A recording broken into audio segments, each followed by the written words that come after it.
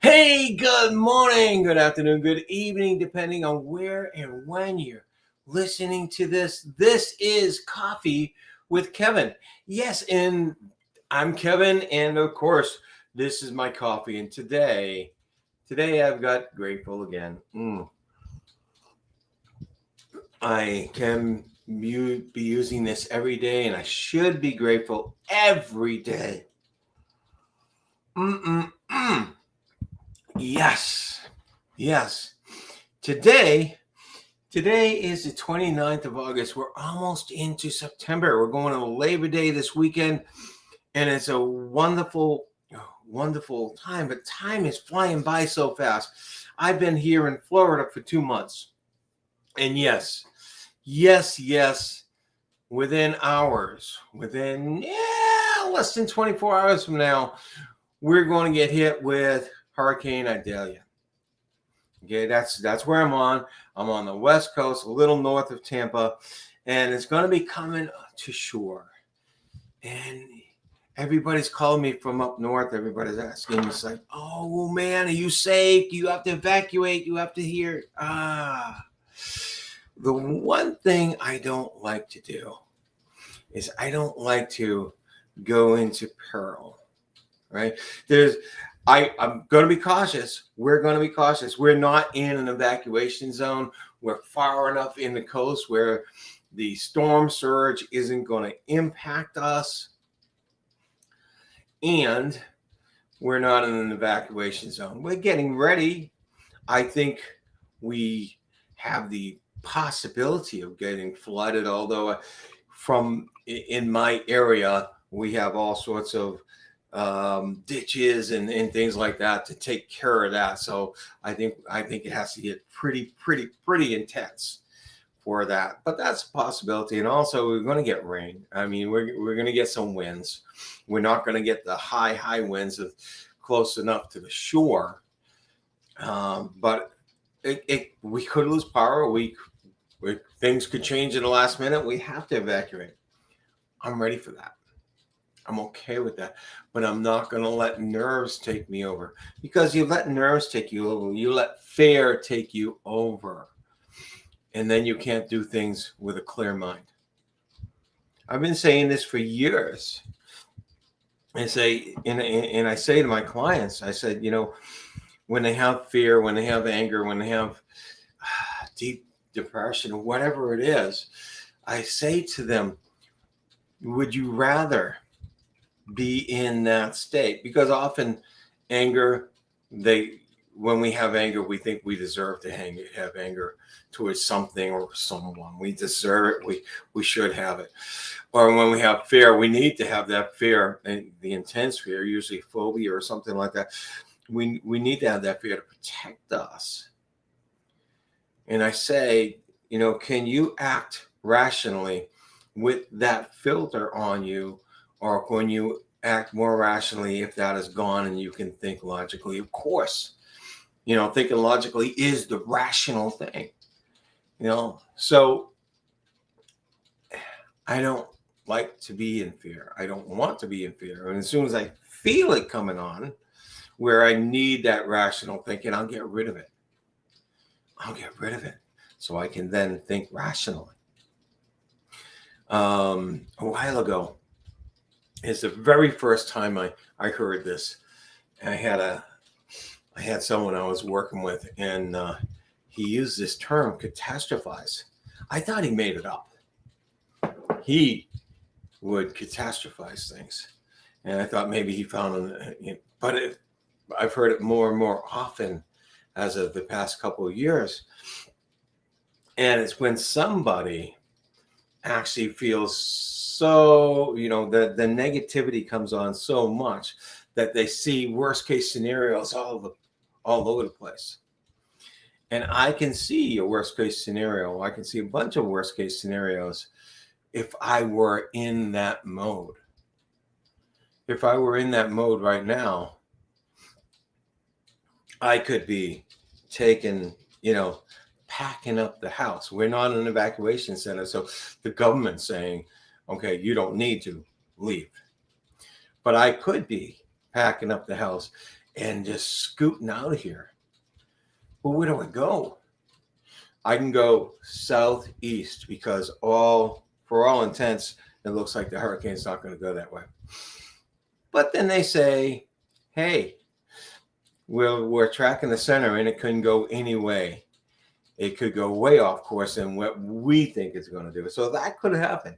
I could go evacuate myself, my family into a place where all of a sudden the hurricane goes. The hurricane goes. So you have to be able to think logically. You have to be able to think on your feet. Good morning, Larry. New names in my vocabulary may be sandbags. Yes, indeed. Yes, indeed. This is Coffee with Kevin. Where's my coffee? You missed it earlier. I got it right here, Deborah.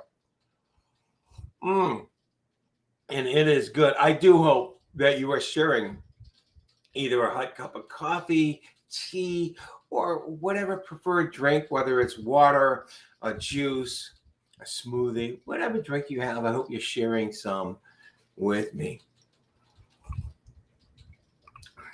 Sandbags. I love that, Larry. That's just awesome.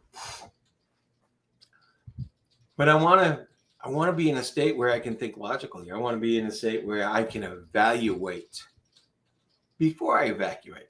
How's that? Hello. Just follow the space. Well, welcome, Luli9, I believe it is. Thank you.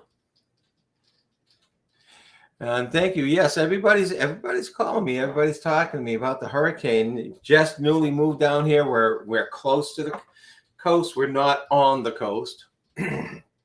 We had looked at some places that were a lot closer to the coast, and right now I'm thanking God that we didn't do it. Yes, it's so convenient to say, oh, I live within walking distance of a beach, or I live just a 5-minute drive to the beach. It's so convenient. But then in times like this, it's like, okay, board up the house and leave. I am a lot safer, and we're still looking at precautions. We are going to get hit somewhere around 2 a.m. tomorrow morning. That's when the hurricane rains and winds, and they're saying we're going to get hit with a lot of rain. So that's what's happening here. We're not asked to be evacuating. We're in a good area. We're in the fourth or fifth level evacuation zone. So we're not asked to evacuate, which is pretty good. Yeah, we're going to get our water and other stuff and get a go bag. Get a go bag.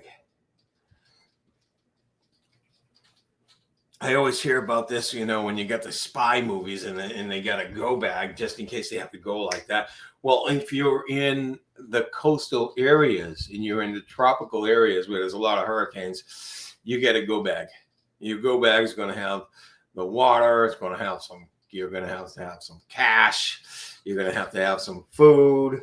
You're going to have your pets. Now, my pets aren't going to go in a go bag, but I have the carriers for the pets ready at the ready. So, yes, when I talk about don't go into peril, don't go into the fear, it doesn't mean go the opposite and say, no way, it's not going to hit me. It's not going to affect me. It's not that. It means think with a clear head. Think with a clear head. Now, you're probably asking, well, Kevin, how do you get rid of this fear? How do you get rid of this fear if you have this? It's not as easy as you say. And you know what? It's not. That's my problem with that kind of approach to people who have these fears or this anxiety. It's easy for other people to say, well, just let it go. It's easy for other people to say, just let it go. And no, it's not that easy. But on the other hand, I tell people you do have a choice. There is a way to let it go. And it's not that easy. You have to work at it. You have to work at it. Now, I will give you one of the biggest things to do that you can do to help ease yourself when you find yourself in this fear, when you find yourself in this anxiety, or you find yourself in anger, because anger is one of those really potent ones that can drive you crazy. Fear, anxiety, and anger, they all do something to our systems. They all do something. You get the cortisol running, the adrenaline running. And in certain states, especially when it's anger, you feel so empowered, physically empowered, right? And that's why a lot of people don't like to get rid of the anger. It's like, okay. One of the things you can do, and one of the things I do all the time when I recognize it, is I take this deep breaths. Now, we've all heard about the deep breathing. Yes, it works. Well, I tried deep breathing and no, it doesn't work. Well, it's probably because you might not be doing it right. You might not be doing it correctly. A nice deep breath into the stomach. Now, I'll say you put your hands on your stomach. You can't see my stomach, and nor do I want you to see my stomach right now. You put your hands on your stomach, and you breathe in. If you feel your stomach coming out like it's a balloon inflating, that's what you're doing right. And then only do you see my shoulders going up at the end instead of the normal Western type of breath, or maybe even masculine type of breath. It's like, oh, you see my shoulders go up, my chest puffs out. That's not a good, healthy breath. Not for when you want to really release emotions, you want to release fear. Into your stomach, and then out your mouth. Into your stomach with your nose if you can. It's not completely required, but it's better.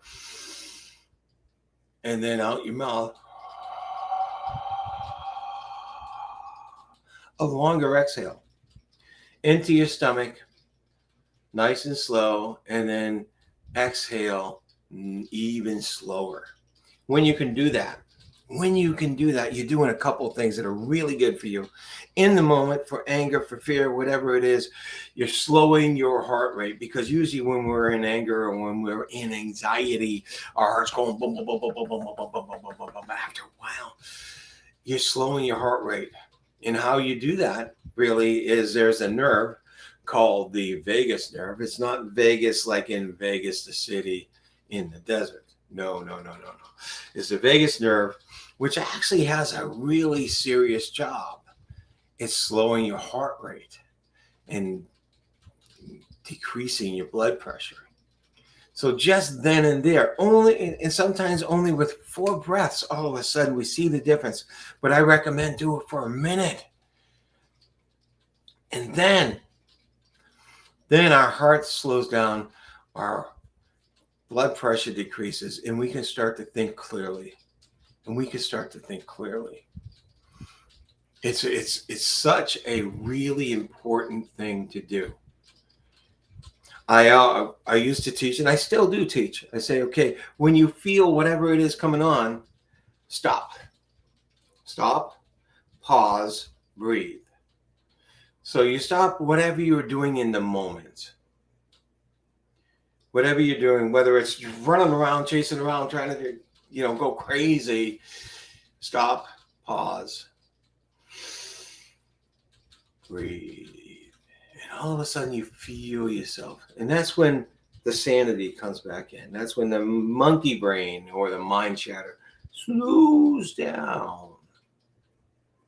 And we can think again. We can do things again. Yeah. So in times like this, I'm not saying not take things like this seriously. I'm taking it seriously, and it's going to be serious. And I pray to God nobody loses their lives. But I know for a fact, and I don't think anything can change this. People are going to lose properties. There's going to be properties along the coast that are going to be wiped out. There's going to be properties more inland that are going to be damaged by flooding and things like that. So I pray that nobody loses their lives and gets seriously hurt. But people are going to have to deal with some serious stuff. People are going to have to deal with that. So I'm not taking this lightly, and that's not my message, to take things lightly. My message is to get the intense fear out of your head, get the intense emotions out of your head so you can think clearly. And it starts with breathing, and there's a lot of other techniques and a lot of other things you can do with the breathing that'll help bring you down to earth. Bring you down to earth. I'm sure if we don't end up getting evacuated, and right now that they're pretty settled on which counties and which areas are getting evacuated. So I'm sure if we don't get evacuated at 2 a.m. when it's supposed to start really hitting, I'm sure we're going to wake up with the rain coming down so hard it's going to make all sorts of noise, and we're going to feel that intensity for a moment. And I'm going to have to let go of that so I can think clearly, so I can do the things I need to do to make sure that me and my family are safe. Okay, should something happen that's really unexpected. So, or at least to make sure that we are calm, because not being calm is unsafe. Not being in that right mind is unsafe, no matter where you are, no matter what's happening. We see that all over the world. We see that all over the country in the news. If you watch the news for just 10 minutes any day of the week, you'll know that people are not calming themselves down with whatever is making them mad, whatever is triggering them. What we need in this world is for people to learn and to actually do whatever they need to do to calm themselves down and think more rationally, more logically. And what I pray, more lovingly. Because that's how we should, if we want that for ourselves, that's how we should treat others around us. And with that, I am going to say, I am grateful that you're all here. There we go. I am grateful that you're all here. I'm grateful that I'm here to be able to at least give a message. Maybe it will help you think in a little more positive direction that's going to help you in the future. I'm grateful to be able to do that. I'm grateful to be where I am right now. I'm not in a library, by the way. I am closer to what's in the bigger picture out there. I got to take some pictures of my own yard from my windows to show you how beautiful it is where I live. I'm going to see if this is going to maintain after a couple of days if I don't have any trees coming down. But I have all these palm trees that you see in the background. I have them all in my yard. It's just beautiful. It's God's nature, and I love it. Love being here. And I want to say to you, have a good day. Have a good week. Matter of fact, as I always say, it's in your power to make sure it's a good day for you. It's in your power to make sure that it's a good week for you. Remember, you have a choice. Remember, if things are going really bad and you're being affected, it was your choice. It may not have been your conscious choice, but it's a choice somewhere in your mind you made and say, I'm going to let this happen. I'm going to let myself feel miserable. So with that being known, you also know that you have the choice to say, I want to feel good. I want to have a good day. I want to have a good week. I want you to make it that way for yourself. Take care, all. And I will see you next week. I might even see you with a special coffee chat later on, possibly tomorrow or the day after. Let you know what's going on. All right, take care.